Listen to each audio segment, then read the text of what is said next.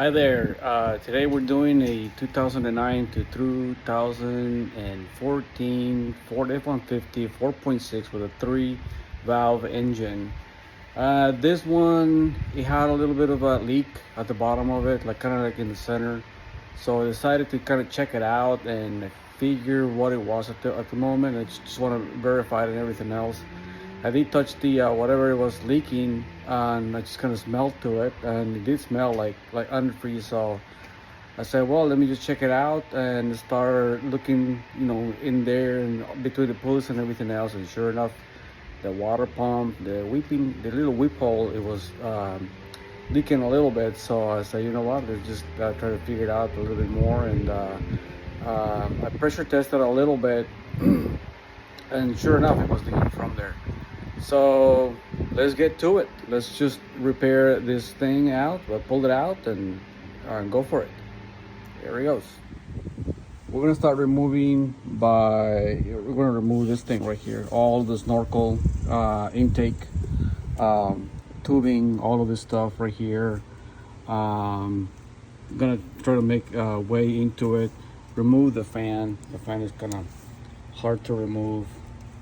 All of the fan right here. Those little bolts, the fan bolt too. I know if I can, all right there. And we're also gonna flush it all out. Try to recover all of the antifreeze. That way we don't have it all over the place. For this job, probably gonna disconnect the battery. I'm gonna put a clamp on it because I don't trust these pistons anymore. So I'm gonna try to remove all of that. Okay, I already removed the snorkel, the intake. I just put it outside. I put this blanket over here just to kind of cover all of my stomach. I don't want to be all scratched up at the end of it. But anyway, I'm gonna remove the connector for the clutch fan, and then I'm gonna loosen up these 10mm bolts, and also gonna loosen up the nut for the fan. All right, if you don't have one of those fancy ratchets, what I've been doing here is getting just like a pry bar on the side.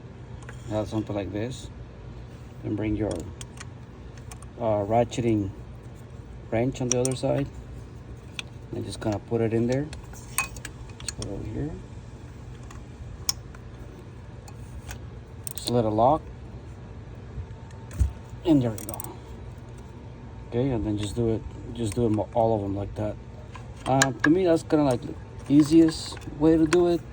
I don't know if it's cheating, but I don't have those a fancy tool to do that, so I think that's very close. So anyway, all right, I remove the belt because I don't want to contaminate the belt with the old antifreeze that I just about to get out.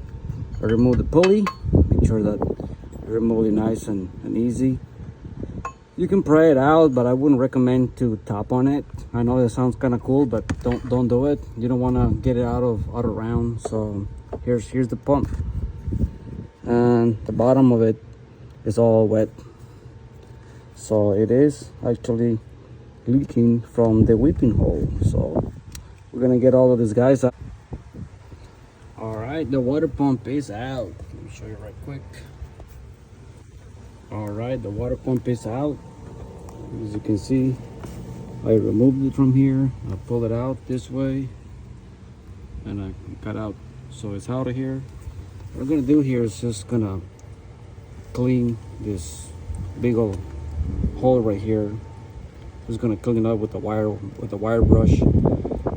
That's just to make sure that we don't have a gap or a leak when the new pump comes in. So I'm gonna clean it all out. Let me show you the old pump right quick. There I have it.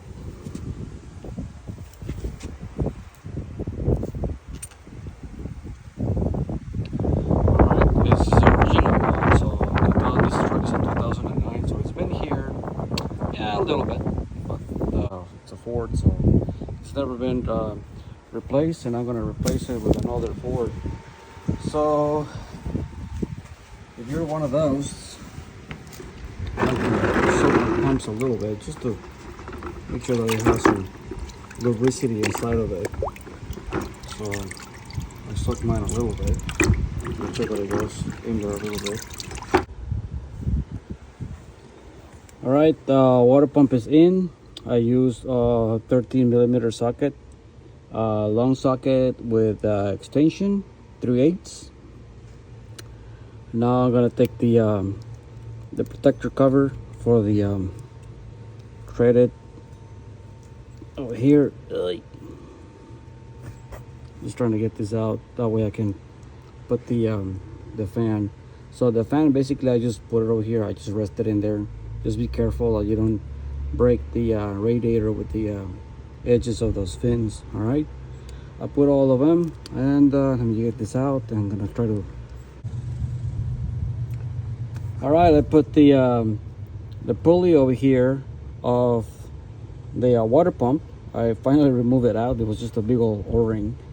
Took it out, put the pulley. I just kind of hand tightened these guys, and then I'm gonna have to.